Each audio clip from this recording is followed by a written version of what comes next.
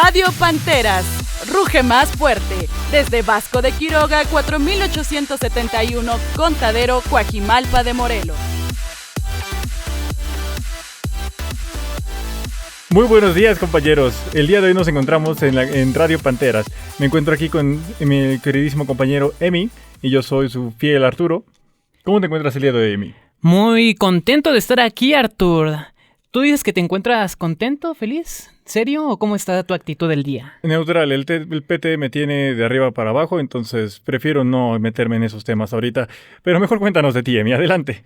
Pues yo la verdad estoy bastante contento, o sea, creo que es mucho contraste. O sea, a mí el PT me está alivianando mucho la existencia. Creo que después de varios años estoy muy tranquilo con la carrera universitaria. Yo ya siento que ya estoy del otro lado. Fíjate que yo también, pero mi elección de PT no me terminó convenciendo. ¿Qué me recomiendas hacer, Emi? Porque yo ya estoy en el punto en el que me siento perdido. Es que estás en política, ¿verdad? No, yo estoy en divulgación científica. Divulgación de las ciencias, no, es que está más canijo.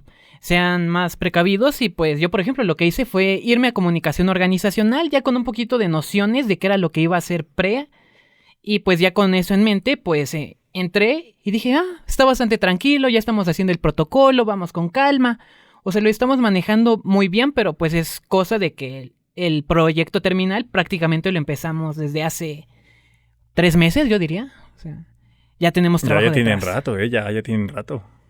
Sí, o sea, tú el tuyo sí es recién salido del horno. No, fíjate que no, retomamos un proyecto viejo que ya teníamos en puerta.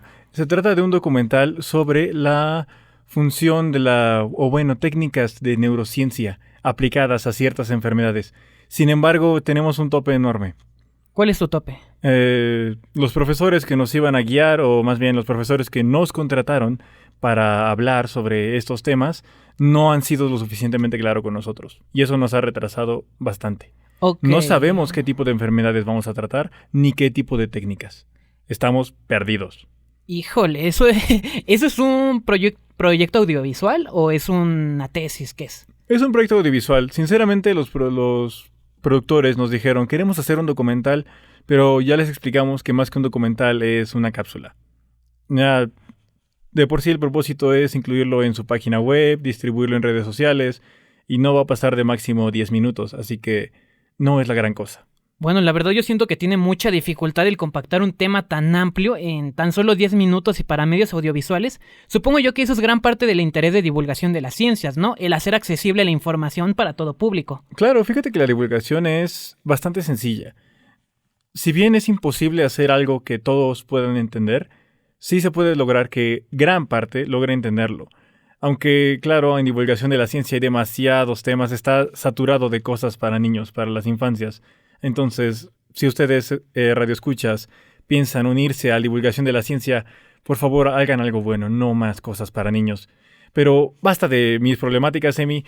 Pasemos a lo tuyo. En lugar de gastar tiempo, cuéntanos algo interesante. Pues de gastar tiempo pasamos a gastar dinero. Los gastos de los estudiantes. La verdad creo que es un tema bastante curioso, yo diría que depende mucho de la persona, ¿no? O sea, no es lo mismo ser foráneo a ser alguien que vive atrás de toda tu vida, o sea, creo que los gastos varían mucho, pero yo, por ejemplo, en mi caso, vivo relativamente cerca, entonces yo no había pensado tanto en los gastos de estudiante hasta apenas que me voy a ir de movilidad a Xochimilco, o sea, ni siquiera me voy a ir al extranjero, pero... Pero sí te llevas tu lana. Efectivamente. Hablando de gastos, Emi, ¿tú cómo crees que podríamos administrarlos? Tú cuéntanos, a ver, aproximadamente cuánto gastas en ir y venir a la escuela diariamente. En pasajes yo creo que alrededor de 16 pesos. ¿16 pesos al día? ¿Ida y vuelta? Ida y vuelta. Ida y vuelta. Ok, es considerable, 16 pesos. ¿Y cuántos días vienes a la semana? ¿Vienes de lunes a viernes, lunes a jueves? 2 días sí, 2 días no, depende de la semana, depende cómo me sienta. Yo generalmente vengo 4. Ya si estoy ambicioso, pues llego el 5º día, pero 4, yo me la llevo tranquilo. ¿Tú, Arturo? Igual 4 días. Idealmente, si por causas del destino me sale algún trabajillo, alguna chambilla por ahí, pues tal vez no venga toda la semana, pero sí me gasto igual aproximadamente unos 15, 16 pesos en ir y venir de la escuela. Pero 16 pesos por 4 días a la semana, ¿cuánto es? Híjole, es que soy de comunicación. A ver, como... Tú puedes, Emi, adelante. 40... Son como 60 pesos, ¿no? Creo. un poquito más. Ok, te acercas un poco. La verdad no sé, es que, híjole, está muy complicado, chavos. Pero bueno, la cuestión es que no se gasta tanto en proporción a otras personas que, por ejemplo, las que vienen desde Xochimilco, lugares por el estilo, tienen que pagar el camión de paseo a Coxpa, que son 20 pesos. O 25 he escuchado, ¿no? Entonces, pues ya, por ejemplo, de ida y vuelta, ¿no? Y en promedio al día son 40 pesos de puro transporte. Claro. Y por lo mismo de las distancias, no es como yo que, por ejemplo, salgo de aquí a las 3, 4 de la tarde y puedo llegar a mi casa a las 5, como tranquilamente, no tengo tanto tema, mientras que ellos, por ejemplo, salen a las 2 de la tarde, ¿no? Entonces se tienen que generalmente comprar algo de comer, ya sea en el comedor o afuera, para después trasladarse, o sea, entonces el gasto aumenta bastante. Oye, pero ¿tú crees que es conveniente comer en el mercadito? Sin tomar en cuenta la cafetería. Que claro, la cafetería de 10 pesos es accesible, pero el mercadito, ¿se te hacen justos sus precios? Honestamente, yo creo que tienes que buscar. Hay opciones que de repente dices, sí te sacan de un apuro, porque, por ejemplo, unos tacos, ¿no? Te salen en 10 pesos y dices, bueno, está bien. A la larga, pues sí, no termina siendo tan rentable, porque si en 4 tacos ya son 40, ¿no? Y no te llenas no te llenas tanto como en una comida que en el comedor, que por 10 pesos tienes tu carne, tu arroz, tus sopas. En ese sentido, una opción para economizar siempre va a ser el comedor. ¿Estará bueno o no? Eso ya es tema de discusión aparte, pero de que te sacan la chamba, te la sacan. Oye, y tomando en cuenta todos estos gastos, tú que te has llegado a dar vueltas en el mercadito, ¿cuánto has gastado? ¿Cuál es el máximo que has gastado y en qué, sobre todo? ¿Ha sido en comida, en chucherías, en accesorios, papelería, tal vez? Pues en general yo no soy mucho de gastar en el mercadito, o sea, yo creo que lo más que compro es que una rebanada de pizza, que un panquecito, cosas por el estilo. Realmente no gasto más de 50, 60 pesos en alimentos en el mercado. ¿Por qué? Porque, pues, por ejemplo, hay alguien que vende lasaña que se me antoja siempre, pero digo, uy, me sale lo codo. Pero, por ejemplo, en cosas que sí he comprado es en libros. Luego hay opciones interesantes que están a buen precio, o sea, no sé si has visto, por ejemplo, en comparación con otras tiendas departamentales, que en esos lugares un libro te sale en 400, 500 pesos. Aquí te lo dejan con 100, 150 de descuento. Entonces, Sí, un precio considerable, ¿no? sí, Y no son robados como los del centro. bueno, eso quién sabe, esperemos que no, pero pues, Esperemos, porque no sabemos. estamos asumiendo, pero en el caso de que nosotros confiamos en la bondad de las personas, son legítimos, espero. Y pues son opciones bastante buenas, o sea, apenas compré uno que se llama Orgullo y Prejuicio. No sé si lo has escuchado. Sí. Bueno, bastante conocido, ¿no? Estaba en 200 pesos, o sea, super precio, la verdad. 200 pesos. Oye, y hablando de libros, ¿qué libro te ha interesado más hasta ahorita? ¿Tienes alguno? ¿Estás fijado en algún libro? Pues, por ejemplo, uno que me gusta mucho, que leí hace poco menos de un año, fue el de Travesuras de la Niña Mala, de Mario Vargas Llosa. Creo que fue un Ok. libro bastante divertido. O sea, Ujú. creo que te lo puedes leer de una manera muy rápida. O sea, es un texto muy accesible y que la trama realmente es divertida y es interesante. O sea, el personaje principal, o sea, llegas a un punto en el que tú quieres darle un abrazo. O sea, dices, Oh. pobrecito, o sea, sigues ahí de arrastrado, pero pues sigues ahí. Es un migajero ese personaje. ¿Como tú sabrás o alguien más? Me identifico, ¿no? O sea, ese libro fue glorioso, o sea, muy recomendable. O sea, en general las lecturas de Mario Vargas Llosa son muy buenas, o sea, tiene algunos que son famosísimos, ¿no? Claro, claro. Conversación en la Catedral, ¿no? Yo te diría que es quizás el que cualquier persona te puede decir, ese libro es brutal, ¿no? O sea, pero Travesuras de la Niña Mala es buenísimo y aparte tiene una serie de televisión. No, las series no, prefiero el libro. Bueno, sí, pero es que hay gente que luego no le gusta leer y dice, bueno, la serie me la chuto en 2 días y ya con eso salen contentos, ¿no? Y tienen nociones de lo que ocurrió en el libro. Claro, pero nada como el hábito de la lectura, sinceramente. Hasta hace poco lo empecé a desarrollar yo. Yo era partidario de prefiero la película en lugar del libro. Sin embargo, he estado agarrando una cierta adicción por leer a ratos, ¿no? Bien, si bien no me la vivo leyendo todo el día, si no estoy en el gimnasio, estoy leyendo. ¿Y cuál es el libro que ahorita dices, me está marcando, o ya lo terminé de leer y me impactó? Yo leo principalmente ficción. Y a pesar de que no soy muy fan de la saga de Harry Potter, hace poco un familiar me regaló el libro de El último libro que se escribió, creo que tengo entendido, es un guión de una obra de teatro. Se llama Harry Potter y el legado maldito, parte 1 y 2. Continúa la historia del hijo de Harry Potter, claro. Sin embargo, pasan cosas muy extrañas. Haz de cuenta que reinician el canon de Harry Potter. El hijo de Harry reinicia toda la saga sin querer. Wow, no sé. Es que la verdad yo me quedé hasta las Reliquias de la Muerte, que según yo era lo último. Sí supe que salió algo nuevo, pero la verdad estoy en blanco, o sea... ¿Y si te está gustando o dices dos? La verdad sí es intrigante. No recuerdo mucho de las películas. Nunca leí los libros originales, la verdad. Me adentré aquí de manera ignorante, simplemente sin haber leído lo anterior. Entonces, me estoy sorprendiendo con lo que estoy leyendo. Y no me está intrigando necesariamente por ser Harry Potter, sino por la parte de ficción que hay. Sí. Hablando de ficción, Emi, ¿tú consideras que la ficción puede ser realidad o que la ficción es una realidad? O tal vez otra cosa. Yo como lo interpreto, pues es que... ¿Cómo decirlo? Por ejemplo, hay algo que Mario Vargas Llosa llega a mencionar en un libro que es La tía Julia y el escribidor. Uh-huh. Voy a estarlo parafraseando y quizás es una interpretación errónea, pero pues que en el momento en el que tú trasladas un elemento, ¿no? Que aunque sea tu interpretación, lo trasladas a otro medio, o sea, ya sea, por ejemplo, lo escribes en un guión, lo escribes en un libro, lo escribes en cualquier cosa, claro, ya pasa a ser ficción. Claro. Ya es simplemente una interpretación de lo que ocurrió, ¿no? O sea, quizás fue algo que en su momento se podría decir fue real, pero en el momento en el que tú lo trasladas ya se ficciona. Entonces yo así es como lo veo, o sea, simplemente la ficción es más que otra cosa una manifestación de la realidad. Al menos es como yo lo puedo llegar a entender. Yo estoy de acuerdo. Si bien la ficción existe en papel, en la mente, eventualmente se convierte en la realidad. Piénsalo de esta manera. Todos los bocetos de proyectos, todos los proyectos de arquitectura, todos estos elementos como lo son ni siquiera los conceptos de autos, empezaron siendo un imaginario.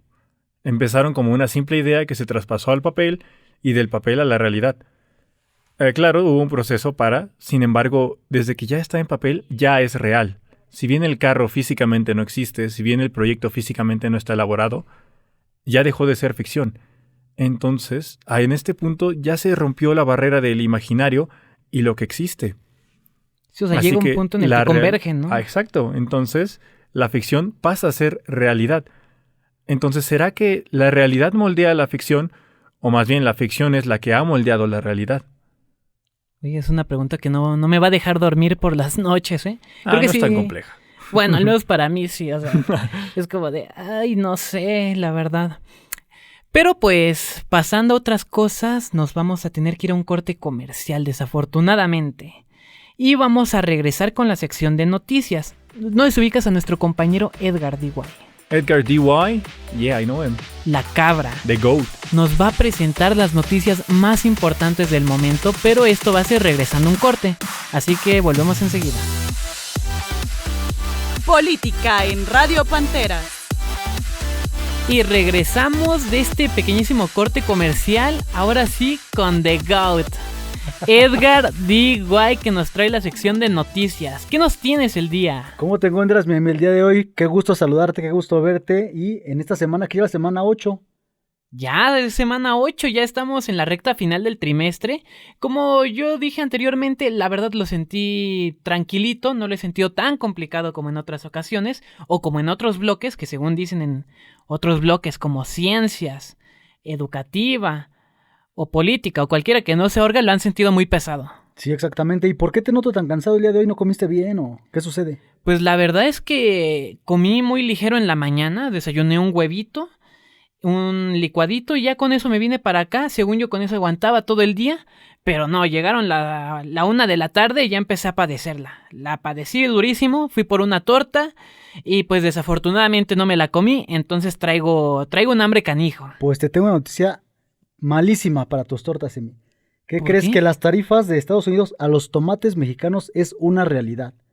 Sí, el 14 de julio pasado se impulsó un arancel del 17% sobre los tomates frescos provenientes de México, mi Emi. Oye, eso es un montón, o sea, mi torta yo creo que va a aumentar como 3 pesos, ¿no? Sí, claro, y se espera que el alza represente un aumento de hasta el 10% en el precio al consumidor en Estados Unidos, lo que afectará también aquí en México.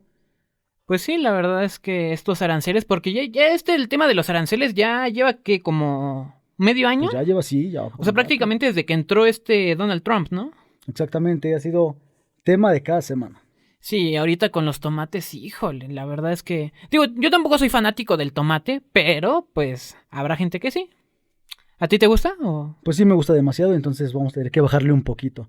Así como le vamos a bajar un poquito porque también continúan las protestas contra la gentrificación. Entonces, ¿tú te enteraste de que hubo protestas en la Roma, en Condesa? Ah, sí, de hecho, pues no sé si viste lo de Luisito Comunica, que salió en un video, se volvió muy polémico. Viralísimo. Porque pues el muchacho tiene unas opiniones bastante polémicas sobre esta situación. La verdad es que pues sí hubo momentos en los que dije, ay caray, de repente la situación está saliéndose de las manos, porque yo, por ejemplo, mi hermano trabaja en una tienda ahí en la Condesa, y sí dice que cuando le tocó, pues había un montón de destrozos, y pues dice, no, pues, ¿qué hubole, no? Hasta el final de cuentas, pues ellos qué culpa tienen, ¿no? Pero pues... Sí, exactamente, y pues la próxima marcha, para que lo tengas en cuenta, le digas a tu hermano y todos se enteren por ahí, el próximo 20 de julio es la próxima marcha contra la gentrificación, así es que estén pendientes, tomen sus precauciones o... apoyen como ustedes decidan, sí, claro. Sí, al final de cuentas, pues es eso, o sea, simplemente son maneras de manifestarse y ya algunos considerarán que son más drásticas, otros que son tibios, ¿no? ¿Te acuerdas aquí en la UAM cómo se puso de moda esa palabra, ¿no? La tibieza. Exactamente, y pues, por último, te tengo una noticia espectacular. Viene un invitado muy bueno para hablar sobre la nueva ley de telecomunicaciones, así es que pendientes, Radio Panteras, pendientes al invitado que estará de lujo. ¿Quién será? ¿Nos puedes decir o...? Pues vamos a un corte y... lo averiguaremos. Abríguenlo. Saludos a todos. Emi, 20 de julio, marcha contra la gentrificación. Ahí nos vemos. Snow Milk te invita a que pruebes las nuevas bebidas de temporada. Berry Horchata y Sakura Soda. Sabores suaves, burbujeantes, refrescantes, con un toque de fresa y horchata que te deleitarán este caluroso verano. No lo dudes más y visítanos en Snow Milk, ubicado en Hamburgo 66, Colonia Juárez, Ciudad de México. Muy buenos días, Radio Escuchas. Retomamos el programa después de este corte comercial y tenemos de invitado al profesor Isaac Puki. Adelante.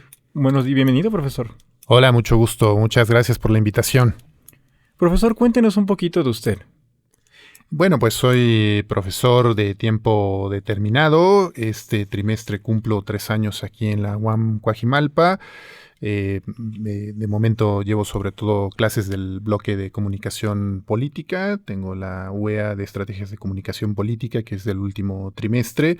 Y bueno, pues les comento a mis estudiantes que no solamente tienen que pasar el PT2, sino además tienen que pasar la materia conmigo, porque de lo contrario pues no pueden seguir con sus procesos de titulación. Claro. Ya bastantes años como docente, más de 10 años, más de 15 años trabajando en proyectos de investigación nacionales e internacionales, y bueno, pues me dedico sobre todo a esa parte, a la relación de la comunicación política, de la relación entre comunicación y filosofía, y pues ha sido un gusto estar aquí en la UAM. Qué bueno que nos informa, profesor. Oiga, referente a la comunicación política, me imagino que toca el tema de telecomunicaciones eventualmente, ¿no?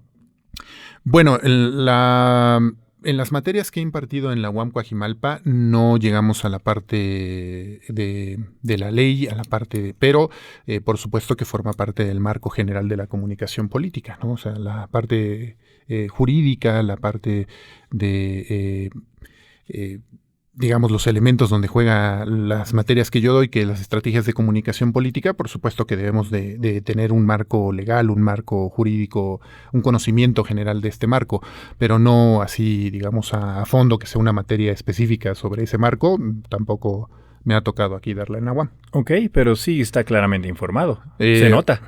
Bueno, no sé, todavía no empezamos a hablar de eso, no sé si se note, pero bueno, en algún momento di también clases en universidades privadas sobre que tenían que ver con medios y legislación, ¿no? Entonces algo ubico del tema, por lo menos desde la ley Televisa.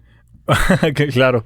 Bueno, queríamos hacerle una pregunta en este programa. Nuestros radioescuchas quieren saber por qué la ley de telecomunicaciones que se da en este momento fue renovada. O sea, ¿qué le hacía falta a la anterior ley para que tuviera que reformarse? Ok, bueno, a ver, estamos en un planteamiento que vemos poco a poco cómo cambia de la parte discursiva hacia la parte de la implementación. Cuando se habla, por ejemplo, de una transformación, pues esto implica, por supuesto, una transformación en el marco legal, en el marco jurídico, y lo que estamos viendo, por supuesto, con la desaparición, por ejemplo, de los OCAS, ¿no? De los famosos organismos constitucionalmente autónomos, que siempre les digo, y un poco en la línea en la que la traía el expresidente López Obrador, pues eran autónomos de, digamos, la administración pública que podía ser votada, es decir, son autónomos de la democracia, pero en realidad nunca operaron con autonomía, digamos, además de la corrupción que se ha ventilado, pues sobre todo respondían a intereses particulares, sobre todo corporativos, pero lo que debemos de recordar que forma parte de todo este proceso institucional que tiene que ver con lo que llamamos neoliberalismo, ¿no? Con la idea de tratar de generar una especie de Estado paralelo que por supuesto no podía ser movido a través de estrategias democráticas y que operaba para a favor de los intereses de las grandes corporaciones que fueron las que tomaron el control en este periodo. Claro, y son las más afectadas en todo caso, ¿no? Sí, pues justo por eso hay un grito en el cielo, ¿no? O sea, a ver, lo que se buscaba en todo caso era una especie de gatopardismo. Lo que pasó ya cuando fue la transición, ahora que todo el mundo está llorando con esto, ¿no? De si estamos en el fin de la transición democrática, y les digo, pues ¿cuál, no? O sea, cuando cambió el partido del PRI al PAN, en realidad no hubo un cambio de modelo político, sino la continuación del proceso que comenzó Miguel de la Madrid, pero que sobre todo llevó con todo, tanto Salinas de Gortari como Zedillo, que era el modelo neoliberal, ¿no? Es decir, vender, rematar, bueno, pregúntenle a Slim, ¿no? Todo el patrimonio nacional, todas las empresas que se construyeron durante décadas con el trabajo y con los impuestos de nuestros padres, de nuestros abuelos, y dárselos a los privados, ¿no? Entonces, lo que ahorita se está buscando, digamos, es llevar toda esta parte narrativa ya a la implementación de cambios estructurales que tienen que ver justamente con la recuperación del Estado, con la recuperación de lo público, con la recuperación de la democracia, ¿no? O la implementación de una democracia, es decir, que las mayorías tengan incidencia en las políticas públicas, y creo que, digamos, no podemos entender la nueva ley de telecomunicaciones sin entender, digamos, todo este proceso político, ¿no? Y además los demás cambios que se han dado en el marco jurídico en México en el último año, ¿no? Prácticamente, claro. En la última legislación, que es cuando se logró la mayoría calificada para poder hacer cambios a la Constitución. Claro, y sobre todo esto le ha afectado a los medios masivos tradicionales, sobre todo, ¿no? A ver, ¿cómo se llevaban a cabo los cambios en las leyes reglamentarias y cambios constitucionales? Es mucho más difícil lograrlos. Lo vimos, por ejemplo, con la reforma al Poder Judicial. A pesar de que la actual alianza gobernante Morena-PT Verde consiguieron 256 de 300 distritos de diputados de mayoría, 30 de 32 senadurías de mayoría en las últimas elecciones. Estamos hablando de que en la Cámara de Diputados ganaron más del 85% y en la de senadores más del 90%. Y aún así les faltaban votos, ¿no? Sobre todo en la Cámara de Senadores, y por poquito no pasa la reforma al Poder Judicial, ¿no? Que ahorita, bueno, pues ya se llevaron las elecciones. Entonces, el hacer cambios en la Constitución es realmente muy difícil, porque todos los regímenes buscan, pues, enquistarse, ¿no? Buscan, pues sí, que no puedan ser removidos fácilmente. Por supuesto, dentro de un régimen democrático no puedes poner candados imposibles. Por ejemplo, España no ha podido cambiar, sigue sin ser república, ¿no? Lo fueron en el 36 y desde entonces nunca han podido volver a ser república, porque los cambios, digamos, los candados son tan fuertes que impiden un cambio realmente estructural. Entonces, los medios masivos de comunicación pues creían que por eso muchos se reían de esta idea del plan C, de que iba a alcanzarse una votación, una mayoría tan contundente como para hacer cambios a la Constitución, porque los candados son muchos. Pero la forma en la cual se habían hecho las reformas en el periodo neoliberal era: yo voy a controlar, a regularizar a un sector, pero el sector va a ser el que va a dictar, ¿no? O sea, los tengo que invitar. Ahorita, digamos, los comentócratas de estos medios corporativos, lo primero que dijeron fue, ¿cómo es posible que se haya hecho una ley sin haber invitado a Televisa, sin haber invitado a TV Azteca, sin haber invitado a los grandes corporativos? Pues, claro, maestro, pues es de lo que se trata. Si los vas a regular, pues no van a ser ellos los que te digan cómo los vas a regular. Claro, ¿no? hasta por eso le llaman ellos ley de censura, ¿correcto? Sí, justo. Bueno, digamos que esto está conectado, o lo que ellos intentan hacer tramposamente es conectarlo con otras leyes, ¿no? O sea, digamos que la narrativa la que están tomando, porque recordemos que uno de los artículos que más llamó la atención fue el 109, que hablaba acerca de la posibilidad del Estado de, decían ellos, ¿no? De apagar alguna red social, alguna plataforma sociodigital, claro, en caso de que incumpliera con los lineamientos de la ley. Uh-huh. De hecho, a mí no me parece tampoco, creo que debemos de distinguir. Lo que se debe de intentar regular son a los grandes corporativos, a las empresas, y garantizar las libertades individuales, ¿no? Uh-huh. Digamos que ese es lo que ellos... El problema es que la narrativa y la legislación, sobre todo cuando copiamos todo de Estados Unidos, recordaremos que ellos tienen también digamos que el punto nodal sería la libertad de expresión, pero ellos entienden también a los individuos como las grandes corporaciones. Ahorita se me fue el caso, no sé si es Valero, pero que tenía que ver con la CNN cuando la Suprema Corte reconoce que tienen libertad de expresión. A ver, pero ese es un medio corporativo, es un medio de comunicación, claro, que cumple una función social. Pero posteriormente esa ley, esa decisión se extendió a todas las corporaciones diciendo que el dinero es un medio de expresión. Entonces que ellos podían financiar campañas sin ningún tipo de restricción, que ellos pueden meter dinero. O sea, ya de por sí habían comprado campañas y políticos, y así funciona la política en Estados Unidos. Claro.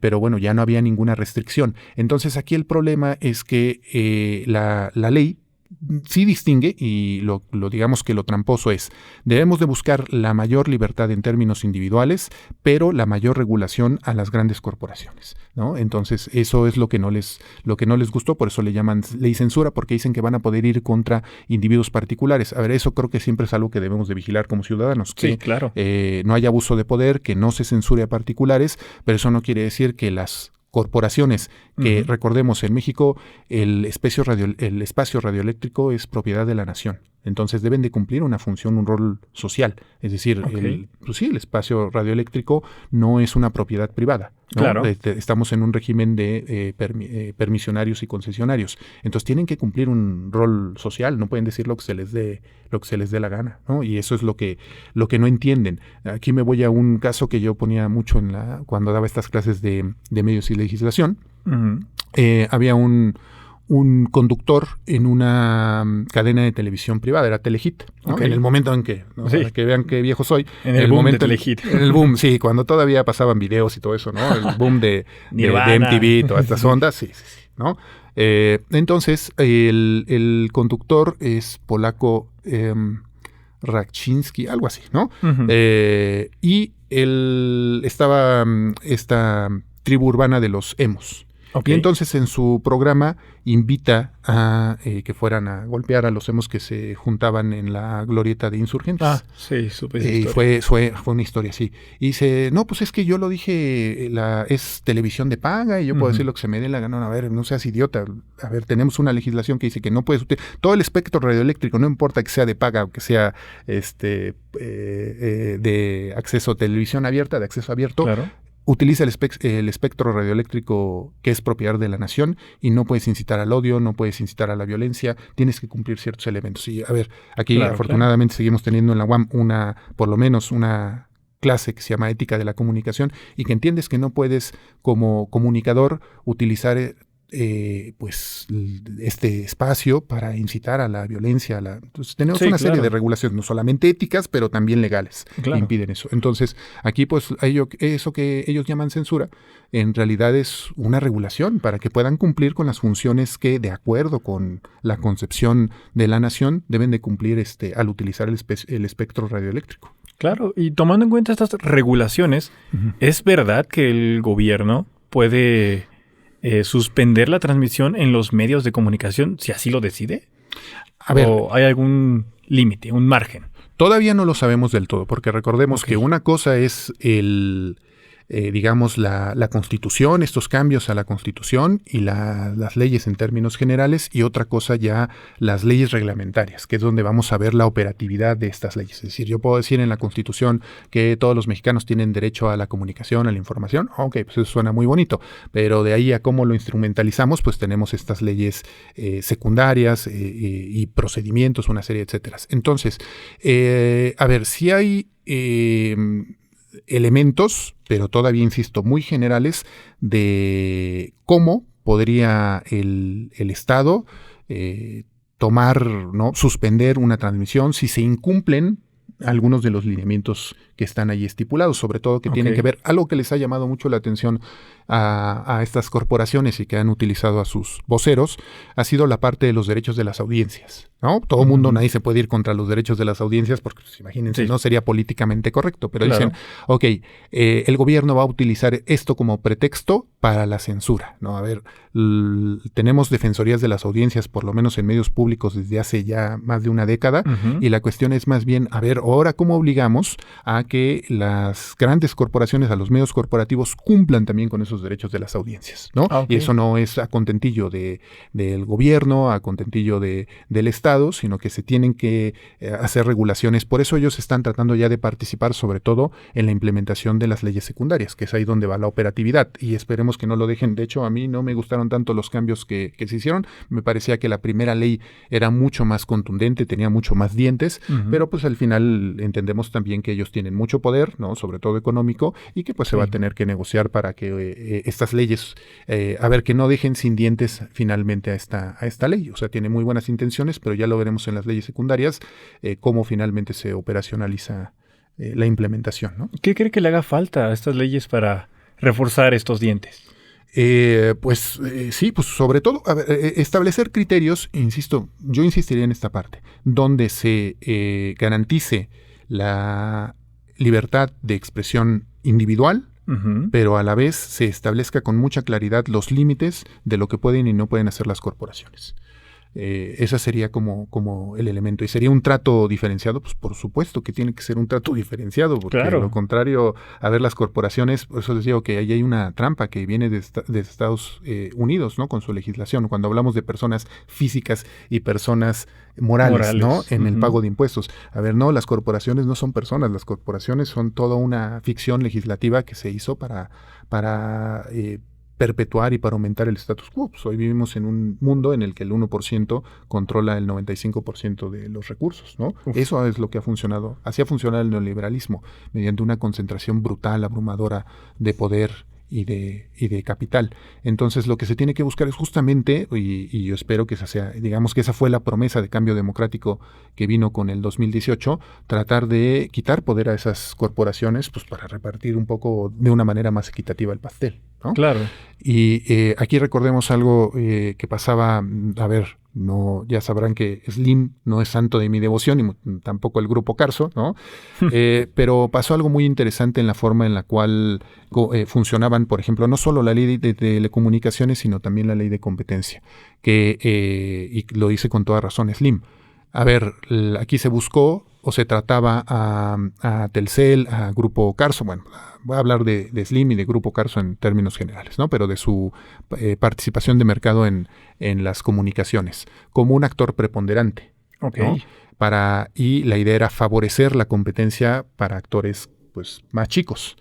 Pues sí, pero a quienes favorecieron de estos actores chicos, muy entre comillas, fue a AT&T, que es la compañía más grande en el mundo, y American Mobile, que es la compañía más grande de América Latina, de Iberoamérica, de hecho. Entonces, pues dices, ok, estás en realidad más bien, por supuesto que el Grupo Carso es un gran consorcio transnacional también, pero lo que estás haciendo no es favorecer la entrada de pequeños, medianos concesionarios, permisionarios, sino más bien de estas grandes corporaciones multinacionales, ¿no?, como AT&T, como American Mobile.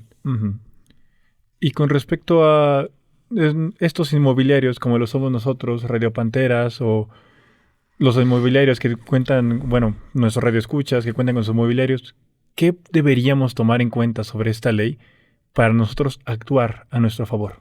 Ok, a ver, eso también fue muy interesante. Recordemos que la ley, la aprobación se suspendió durante un tiempo, ahorita ya está aprobada, ¿no? Y ya vamos al siguiente proceso, que son estas leyes de implementación. Pero también se hicieron foros, ¿no? Sobre todo Javier Corral, que recordemos fue uno de los actores principales para echar abajo la ley Televisa, y convocó, ¿no? Fue el principal actor que convocó incluso a personas, a quien quisiera inscribirse. Hubo personas de corporativo, pues ahí estuvo Denise Dresser, pero también hubo personas que fueron representantes de radios comunitarias, de medios mucho más pequeños, ¿no? Públicos. Entonces, creo que ellos tampoco estaban tan contentos porque la idea era, bueno, ¿cómo vamos a financiar esto? ¿Qué ventajas me van a dar para entrar al mercado, para abrir un poco más mi espectro? En fin, yo creo que, pues a ver, estamos en una convivencia muy difícil, porque a pesar de lo que se dice, o contra lo que se dice en los comentócratas, que Morena, PT y Verde tienen mucho poder, que se está acumulando mucho poder en el presidencialismo, a ver, en realidad lo que se les ha podido arrebatar a estas grandes corporaciones que acumularon tanto poder durante el periodo neoliberal es apenas muy poco. O sea, ni siquiera se pudo pasar todavía la ley de las 40 horas de trabajo, no digamos el cambio de pensiones para regresar a un régimen de confianza. O sea, son pocas cosas porque han acumulado tantísimo poder, insisto. A ver, vivimos en un mundo, de acuerdo con Oxfam Internacional, en el que el 1% acumula el 95% de los recursos. Pues es muy difícil, ¿no? O sea, estamos apenas en un cambio de correlación. O sea,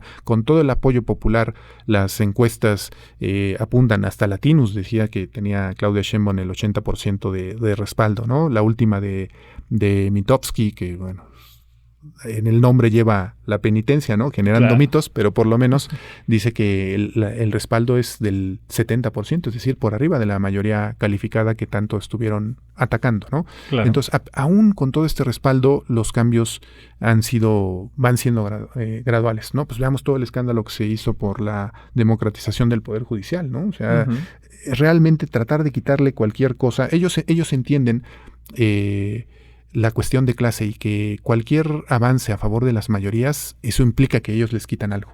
Nada más pensemos en Salinas Pliego, ¿no? Salinas Pliego utiliza ese medio para como un ariete personal, ¿no? O sea, para que no paguen impuestos. O sea, pues ahorita todo el pleito que trae, espero vivir lo suficiente para ver que pague sus 70,000 millones de pesos que debe. Su penitencia, ¿no? Pero recordemos que cómo utilizó TV Azteca para atacar incluso los libros de texto. Decía que los libros iban a convertir a los niños en comunistas, ¿no? Si el manifiesto del Partido Comunista no te convierte en comunista, ya mero los libros de texto te van a convertir, ¿no? Pero vemos cómo utilizan, aquí pongo sobre la mesa un clásico, lo que decía Camilo Taufik, utilizando la teoría de sistemas de primera generación, ¿no? Comunicar es también dirigir. Y ellos lo entienden perfectamente. La comunicación es un instrumento ideológico, es un instrumento de poder. Entonces, pues por supuesto que todo lo que implique quitarles poder les asusta, porque ellos saben que en una sociedad que ha dividido al mundo en dos clases fundamentales, la burguesía y el proletariado, todo lo que les arranques a ellos, o todos los beneficios que puede tener la clase trabajadora, la clase proletaria, que, a ver, tú puedes ganar 1 millón de pesos y eso no te hace burgués. Claro. El Slim gana 20 millones de pesos al minuto, creo. Entonces, ni se emocionen quienes ganen 1 millón de pesos al mes. Pues es evidente que ellos entienden que cualquier beneficio para las clases populares implica quitarles a ellos algo. Claro. Y no quieren perder lo que tienen hasta ahorita. Pues más bien quieren más, ¿no? Ese es el problema. El problema es, yo quiero más, y si es necesario, poder duro. Sí, no tienen llenadera. Nancy Fraser tiene un texto muy interesante que tenía que ver con el primer periodo de mandato de Donald Trump, que se llama Contra Hegemonías o algo. Ahorita se me va el nombre. Pero ella lo que analiza me parece muy sensato. Dice, pues, lo que pasa con Trump en realidad no es podemos, para sintetizar mucho la cuestión política en Estados Unidos, ver las políticas neoliberales como políticas, por un lado, de distribución o redistribución de la riqueza y por otro lado de reconocimiento. Y si lo que ha cambiado con la llegada de Donald Trump no han sido las políticas neoliberales, siguen siendo políticas que en términos materiales buscan la acumulación del capital para ese 1% favorecido. Claro. Dice, lo que está cambiando en realidad es la parte del reconocimiento. Durante un periodo importante, ¿no? Desde su implementación en los años 70, los demócratas tuvieron la bandera aliándose con la agenda woke, ¿no? Que por supuesto es una agenda que es muy legítima, pero hicieron, digamos, menos brutal, menos crudo el neoliberalismo. Lo que vemos ahora con la llegada de derechas como la de Donald Trump o mi amiguísimo, el baboso de Javier Milei, pues lo que vemos es justamente ya incluso quitarle este lado relativamente, que lo hacía menos oneroso, menos pesado, ¿no? Ahora ya es una agenda racista, homofóbica, de misoginia, pues ya, no, o sea, digamos, del lado de la distribución no cambia nada, sigue siendo que un 1 de la población acumule, se apropie del trabajo de la mayoría, pero por el lado del reconocimiento es donde está cambiando. Entonces, digamos que tenemos esa parte, una especie de gatopardismo, porque en realidad no hay cambios significativos para la inmensa mayoría. Y cuando llega realmente un gobierno que intenta hacer algo por la población, pues inmediatamente es bloqueado, es vilipendiado. Pues ahora podríamos ver, hablando de estrategias de comunicación política, todo lo que está pasando con los narcotraficantes o con esta lucha contra el narco que está tomando Estados Unidos, pues una forma, ya lo vimos, ¿no? En Bolivia recordaremos que la OEA avaló de alguna manera o incentivó el golpe de Estado contra el gobierno de Evo Morales. O sea, Muy todos cierto. los gobiernos, haber estado documentado que en los 60s, en los 70s, la CIA, la Interpol fue utilizada en Estados Unidos para generar los golpes militares, ¿no? Contra gobiernos, nos veamos solamente la dictadura de Pinochet en Chile, ¿no? Contra Allende.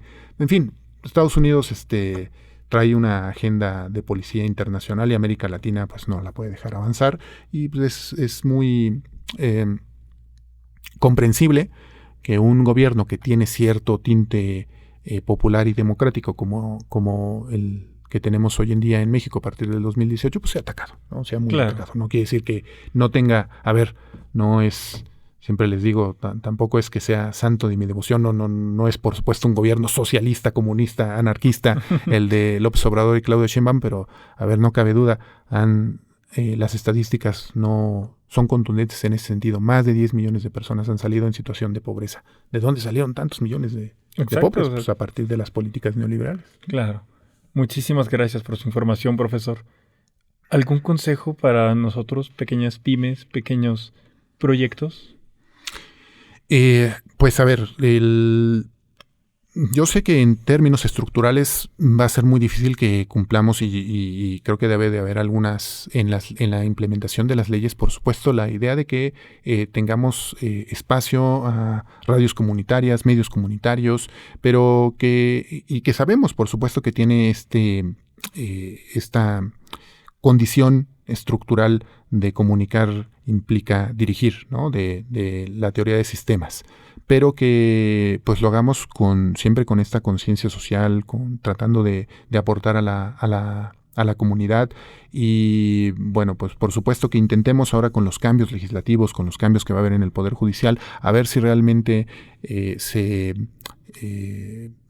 facilitan los trámites para conseguir los permisos, las concesiones, que pueda realmente haber una competencia con estos grandes corporativos y en fin, ¿no? O sea, creo que estar atentos, ser vigilantes de que estos cambios estructurales que se están haciendo son en favor realmente de las mayorías, y que las minorías que no son esta minoría opulenta del 1%, sino que minorías étnicas, minorías de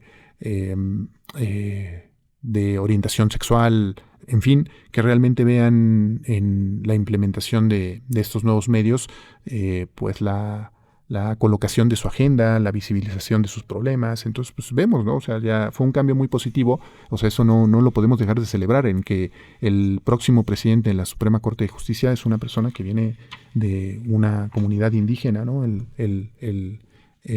licenciado Hugo Aguilar, maestro, creo que tiene maestría, Hugo Aguilar va a ser el próximo presidente, ahora ya ministro, ¿no? Próximo ministro, y pues es un cambio de época. Lo que tenemos que hacer es vigilarlo, ¿no? Que no se vuelva a desviar, porque al final pues las grandes corporaciones no han perdido el poder del todo, siguen teniendo sobre todo una gran una acumulación de capital, y si nosotros no estamos dispuestos a vigilar y a utilizar los espacios, por muy pequeños que sean, para seguir avanzando en este proceso de democratización, pues entonces pues va a volver a pasar lo mismo, ¿no? Ellos están ahí a la espera, lo estuvieron, ¿no? Cuando cambia el periodo neoliberal, recordemos que sobre todo la Escuela de Viena en los años Friedman, Hayek, ¿no? Y muchos otros autores en los años 50, 60, cuando se veía 40, 50, 60, cuando se veía lejano, pero ellos estaban pensando a futuro. Pues nosotros igual, hay que pensar a futuro, ¿no? En procesos de democratización. Muchísimas gracias por compartir su tiempo y su conocimiento, profesor. No, muy bien, Radio Escuchas. Por ahora retomaremos el programa enseguida. No se despeguen. Sigan escuchando Radio Panteras. Muchas gracias, profesor. A ustedes, que estén muy bien. Saludos. Todo el entretenimiento con garra, solo en Radio Panteras. Estamos de regreso, Radio Escuchas, en Radio Panteras. Y ya estoy aburrido. Ya me desesperé de las clases, ya me desesperé de mi PT. Así que, adelante, Brandy, cuéntanos, ¿qué hay de entretenimiento? Estoy aburrido. ¿Qué hago? ¿Qué hago el fin de semana? Pues no sé, ¿qué te puedo decir? Esta semana, del 15 al 21 de julio, hay un montón de opciones de entretenimiento para salir de la rutina. Y a las Panteras, para que no digan que no hay plan en la Ciudad de México, saquen la agenda porque les traigo de todo. Empecemos por algo para alimentar el alma. ¿Cómo ves, Artur? ¿De qué manera? Y está la exposición de la Revolución Impresionista de Moneda Matiz en el Palacio de Bellas Artes y va a estar hasta el 27 de julio. ¿Qué tal también la exposición de Gabriel Orozco en el Museo Jumex? Hasta el 3 de agosto. No, espera, corte. Ay, estoy nerviosito. No me gusta. Ay, espérense. Si te incomoda algo, mándamelo a mí. ¿Qué? O sea, si se te va la onda o dices así como de, no sé qué más decir o no quiero decirlo de corrido, aviéntamelo a mí. ¿Vas a ir? ¿Lo conoces? Así dime. Ok, ahí voy.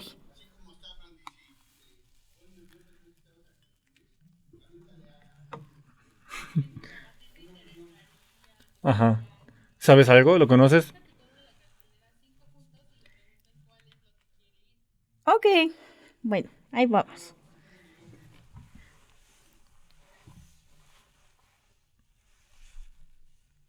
Estamos de vuelta en Radio Panteras. Muchas gracias por quedarse, Radio Escuchas. Bien, ya me aburrí. Ya no quiero más clases, ya no quiero saber nada de mi PT. Así que, ¿dónde estás? Adelante, Brandy, porfa. Cuéntanos, ¿qué hay de entretenimiento? Ya quiero hacer algo esta semana. ¿Qué cuentas? Pues esta semana hay un montón de opciones de entretenimiento para salir de la rutina, Artur. Para que no digas que no hay plan en la Ciudad de México, saca tu agenda porque te voy a traer muchas cosas. Empecemos por algo que alimenta el alma. ¿Cómo ves? A ver, cuéntame. La exposición de la Revolución Impresionista de Moneda Matiz sigue en el Palacio de Bellas Artes hasta el 27 de julio. ¿Hasta el 27? ¿Qué día es hoy? Hoy es... bueno, está bien, lo tomaré en cuenta. No digas que no hay nada que hacer. Y también está la exposición de Gabriel Orozco en el Museo Jumex hasta el 3 de agosto. 3 de agosto. Pero es mucho tiempo, yo no quiero esperar tanto.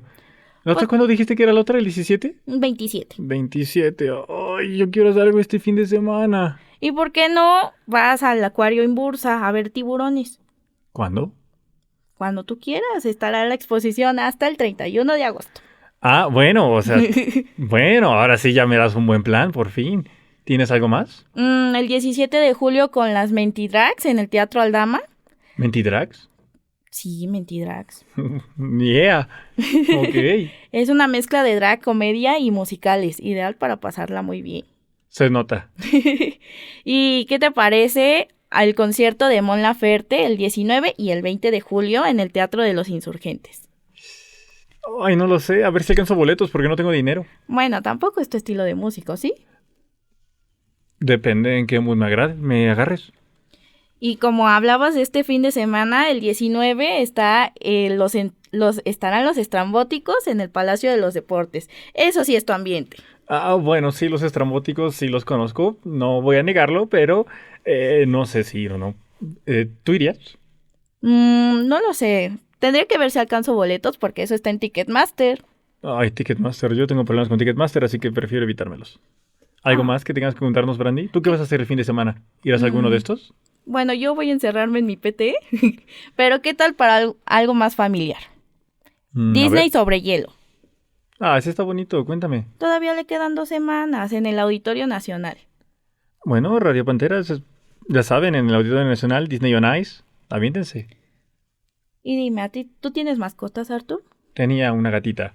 ¿Tú tienes mascotas? No, tenía un perrito.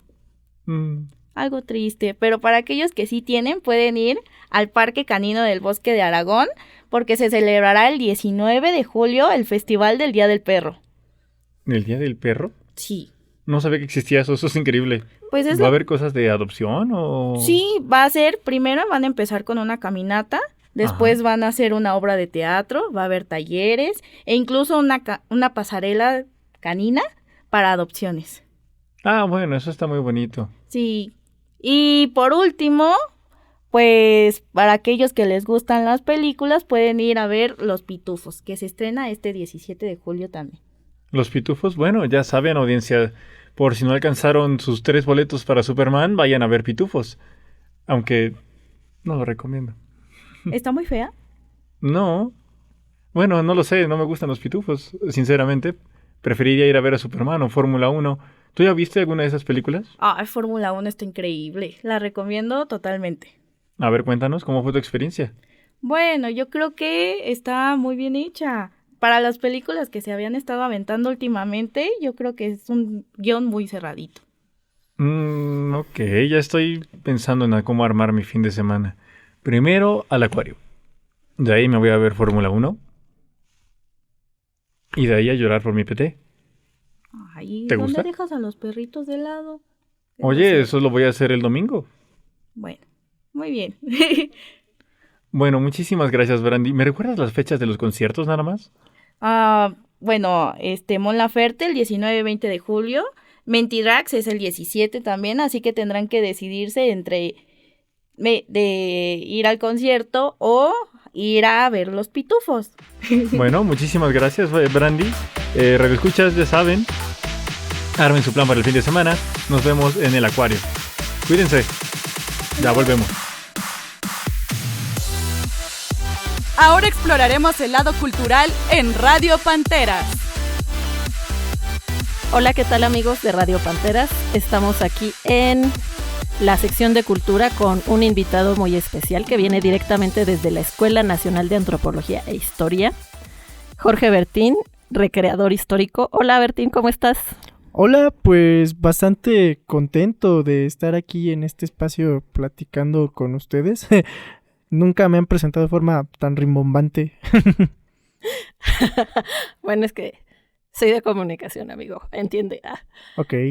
Bueno, pues venimos ahorita del Festival de las Épocas, que es la primera edición que se realiza aquí en la UAM Coajimalpa.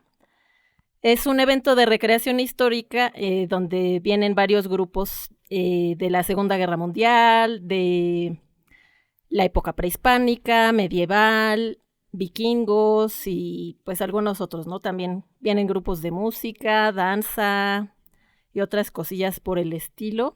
Y bueno, Bertín viene aquí a hablarnos un poco acerca de qué es la recreación histórica. Ok, pues la recreación histórica es una actividad en la que se busca acercarse al pasado, pero se busca hacer esto de forma sensorial. Y sobre todo también con la cuestión de la cultura material. Es como lo que platicaba hace rato en la conferencia. Es la idea como de meterte a una máquina del tiempo y poder ver en vivo las cosas que hubieron en el pasado. En el caso particular de la recreación histórica, vuelvo a lo mismo, el enfoque va mucho en la vestimenta, los objetos, las armas, lo que los arqueólogos llamamos cultura material. La recreación histórica en ese sentido, pues primero busca recrear objetos, recrear la forma en la que se utilizaban estos antiguos objetos, buscar la reconstrucción de todas esas antiguas técnicas, y ya en sus niveles más grandes tiene un fuerte componente teatral, en el sentido de que se busca performar episodios históricos, que pues en algunos casos es la Segunda Guerra Mundial, en algunos casos son las Cruzadas. En el Viejo Mundo, por ejemplo, uno de los grandes eventos es volver a performar la batalla de Waterloo, y aquí en el caso, por ejemplo, de nosotros, del grupo Cuauhtémoc-Cali, lo que hacemos es más como performar escenas de la conquista de México. Y dime, ¿cómo surgió esta idea de crear el grupo de recreación? Pues mira, originalmente, pues cuando estaba en arqueología, veía que existían todas estas formas de aproximarse a los artefactos, particularmente con lo que era la arqueología experimental, que digamos busca igual lo mismo, encontrar la manera de cómo eran y cómo se manipulaban los objetos antiguos, pero solamente se quedaba en una cosa de investigación, o sea, se escribía, se armaba como el paper, se publicaba y ya, ¿no? No había una cosa que fuera más como interactiva, más fuera de la academia, más hacia el público, y ahí fue donde pudimos ver y que había toda una brecha de trabajo para la divulgación de la historia, la arqueología y las ciencias antropológicas, de modo que entonces pues también vimos que aquí en México no hay mucho de recreación histórica, por lo que fue de pues vamos a aventarnos, vamos a intentar que las cosas funcionen, y pues ya tenemos un ratito dándole como a todo este asunto. Excelente. Y dinos, ¿cuál es el objetivo de la recreación histórica? ¿Qué se persigue con esto? Pues principalmente la divulgación de la historia. La divulgación de la historia es muy importante porque, y aquí me voy a meter con un tema un poco delicado, la historia tiene implicaciones políticas, a pesar de que muchas veces las personas cuando no tienen como mucha conciencia histórica pues suelen decir, no, pues si ya pasó, enfócate en el presente, pero no es cierto.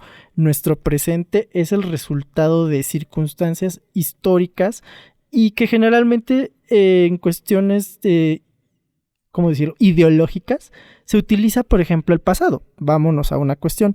A las personas de ciertas ideologías, por ejemplo, apelan al Imperio Español y a sus valores, y personas de otras ideologías apelan a la idea de la idealización de las culturas mesoamericanas para justificar agendas políticas. En cada uno de los casos hay una alteración del discurso histórico que que va a conveniencia de ciertos grupos.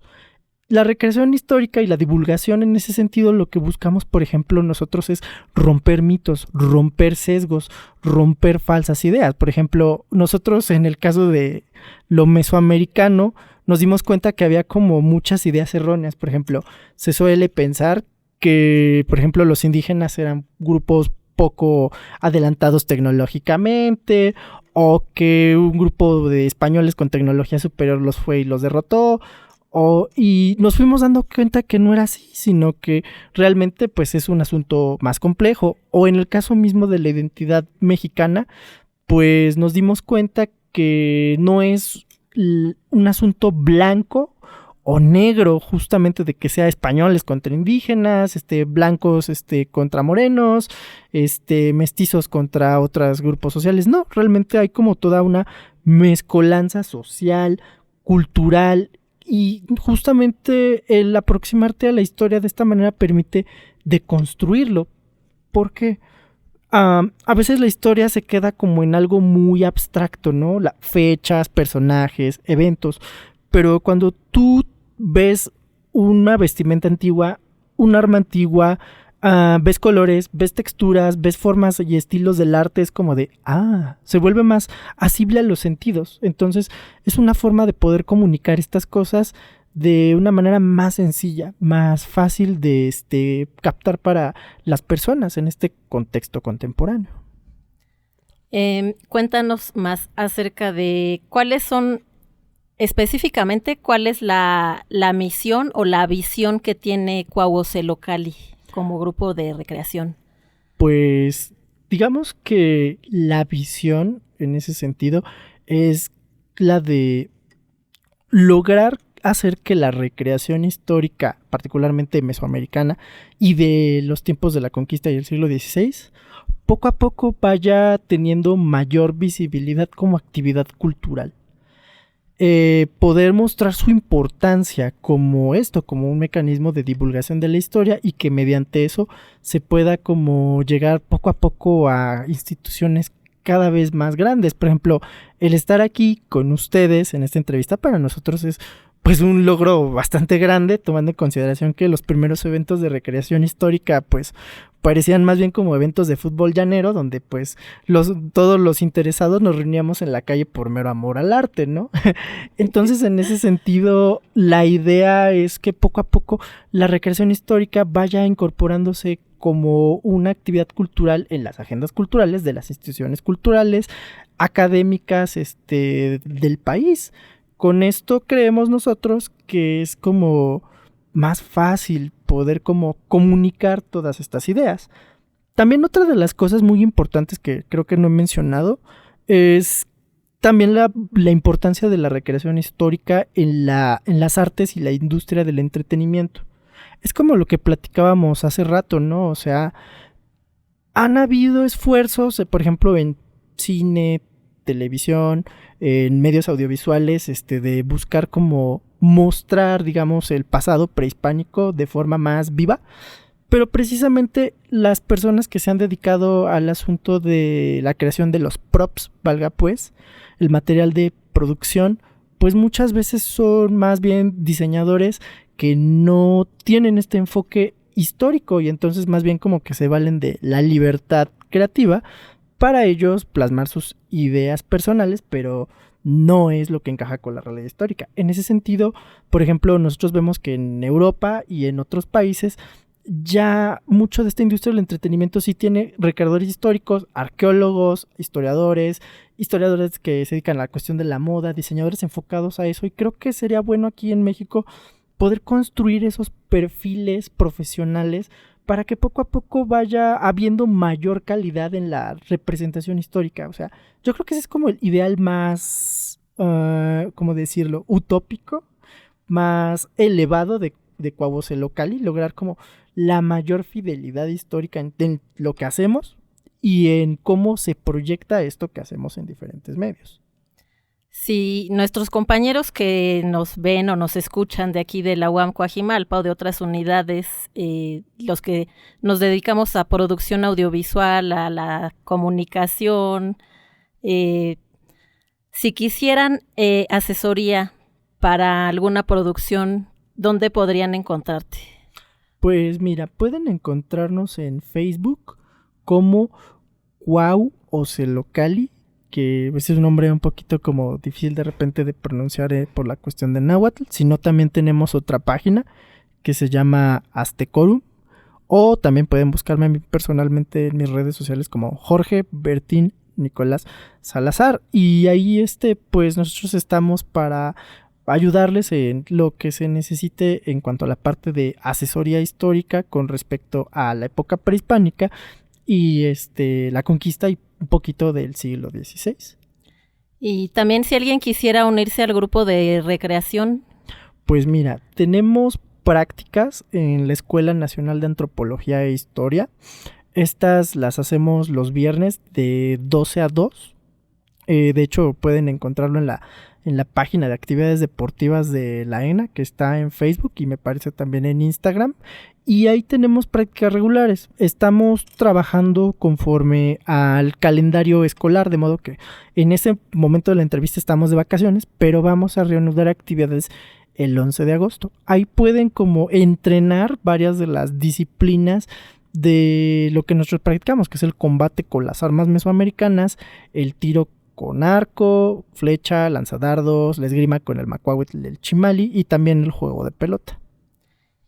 Próximamente vamos a estar van a tener algún otro evento. Pues sí, justamente como acabas de mencionar, pues el siguiente evento es en el Paseo del Pendón de la Ciudad de México, que pues ya ves, ¿no? La fiesta colonial de la fundación de la propia Ciudad de México. Pues recuérdame la fecha, yo recuerdo que es como segundo fin de semana de agosto, ¿verdad? Ajá, el 16 de agosto a las 10 de la mañana, bueno, a las 11 de la mañana más o menos, nos vemos en el Museo de las Culturas del Mundo, que está a un costado de Palacio Nacional. De ahí vamos a salir vamos a pasar por diferentes edificios históricos, vamos a tener ahí un recorrido hacia la iglesia de San Hipólito, la que es mejor conocida por la iglesia de San Judas. Y pues de ahí más o menos como a la 1 regresamos al Museo de las Culturas del Mundo. Vamos a tener también ahí un poco de exhibición de combate. Entonces pues sí que nos pueden acompañar allí. También ¿qué otra cosa? Después de esto vamos a tener algún otro evento.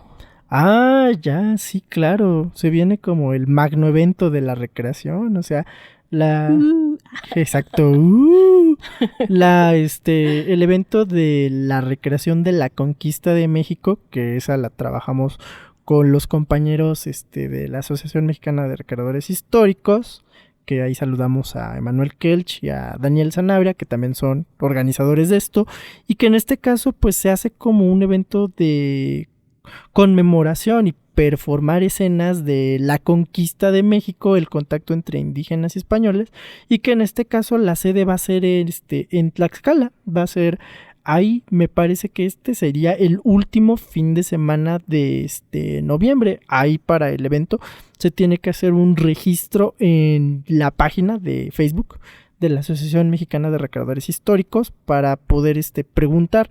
Los organizadores te van a preguntar más o menos qué personajes quieres hacer, si eres bando indígena o bando hispano, y si tienes como los accesorios y los atavíos necesarios, y si no, ellos te van como orientando con los artesanos o con los asesores, que somos nosotros, para que puedas tú más o menos ir diseñando como quieres ir. Vale, bueno, pues para ir cerrando esta sesión, ¿tienes algún mensaje extra que quieras darle a nuestra audiencia? En ese sentido, sí, creo que sí. ¿Cómo se llama? Creo que hay una cosa muy importante, sobre todo con la cuestión académica. Existe pues toda la construcción del conocimiento académico y es muy importante. Pero así de importante como es la parte de la investigación, también lo es mucho la parte de la divulgación.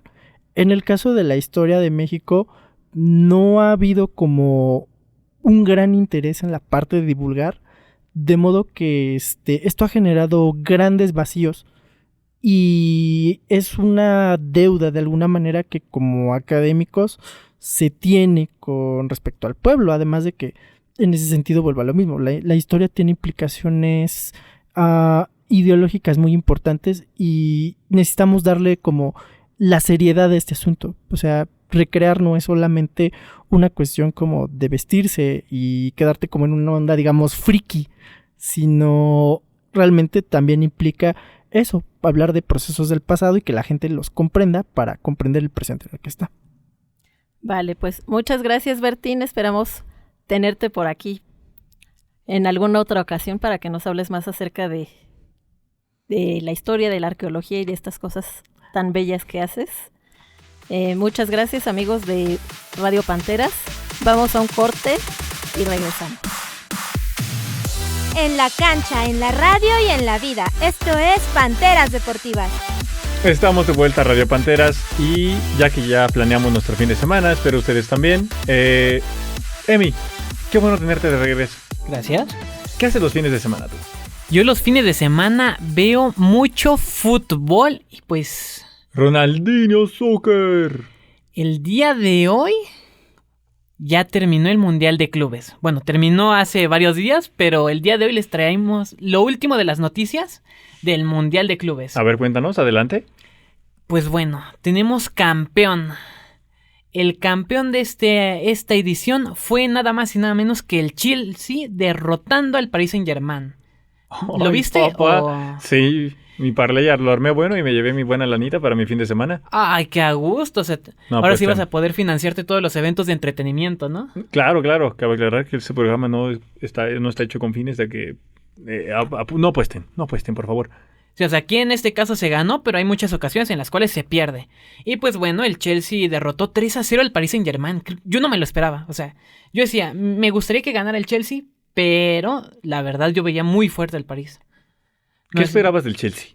Yo la verdad, cuando vi la fase de grupos y pierde 3-1 contra el Flamengo, yo dije, chance llega a cuartos. Chance. Sí, o sea, no los veía tan fuertes. Pero después ves la llave que se le había acomodado, dije, puede llegar a semifinales. Después ves contra quién le toca en semis y dices, puede llegar a la final. Pero creo que fue como cada partido que iba avanzando, decías, avanza la que sigue, avanza. Al que sigue. El que sigue. Y de repente en un punto llegó a la final y ya cuando estaba en la final dices, aquí sí ya no gana. Bueno, yo como ya hasta aquí llegó. No, ya quemó su suerte. Porque yo decía, le tocó rivales complicados, pero no se comparaba la llave del París donde se había enfrentado al Bayern y al Real Madrid. Y con ambos había mantenido la portería a 0 y habían ganado.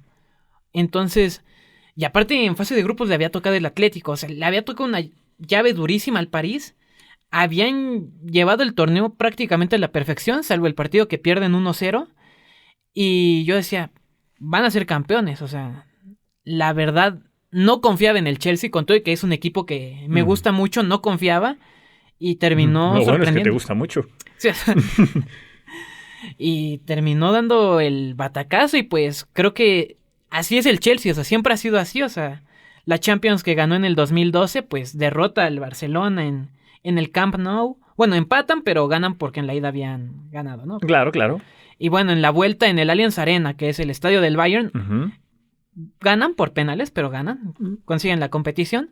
Y bueno, en el 2021 derrotan al Manchester City de Guardiola, cuando a mitad de temporada tú decías, este Chelsea no convence a nadie, pero igual pasa de ronda, se mete a la final y gana. O sea, creo que así es la historia de este equipo y pues es simplemente impresionante. O sea, es un equipo que en los momentos importantes da la cara.